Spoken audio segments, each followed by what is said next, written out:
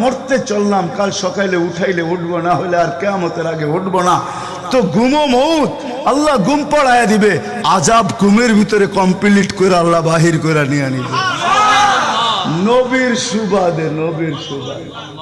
হায় হায় হায়, একটা পর্ব এরকমও আসবে, জানি না নারায়ণগঞ্জের মানুষ বুঝবে কি বুঝবে না। একটা পর্ব এরকমও আসবে নবীর সুবাদে, একটা পর্ব এরকমও আসবে নবীর সুবাদে, এরকম একটা পর্ব আসবে। আল্লাহ জিবরিলকে ডাইকা বলবে যে আরশের সাথে কান লাগাও, তো দেখবে যে আরশের সাথে কান লাগা একটা ক্ষীণ আওয়াজ আসতেছে, যেইখানতে বলতেছে হান্নান মান্নান আনকিদনি, ও হান্নান মান্নান আমাকে বাঁচানা। তো জিবরিল বলবে বড় ক্ষীণ আওয়াজ, হান্নান মান্নান বলে বাঁচাইতে বলতেছে। বলছে জিবরিল দৌড়ে যাও, আমার বন্ধুর উম্মত আমাকে বাঁচানোর জন্য ডাকতেছে। জিবরিল যাবে দোজখের কাছে, মালিকের কাছে যাবে, মালিক লিস্টি দেখা বলবে কেউ বাকি নাই, আখরাস তো সবাইকে বাহির করে দিছি। ফিরে আসবে, আবার শোনাবে, আবার যাবে, আবার ফিরত আসবে।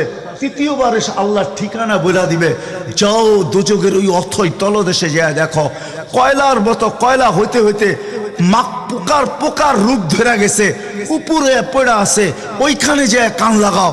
তো দুইজনে যে কান লাগাবে, তো দেখবে ওইখান থেকে ক্ষীণ আওয়াজ বাহির হইতেছে, ইয়া হান্নান ইয়া মান্নান আনকিদনি, ও হান্নান ও মান্নান আমাকে বাঁচা না।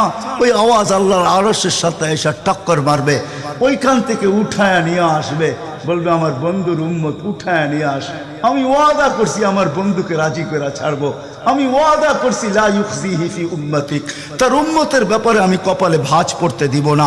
আমার কথা কিন্তু শেষ জায়গায় চলে আসছে, ওই রসুল ওই নবী আমাদেরকে আল্লাহ দিয়েছেন।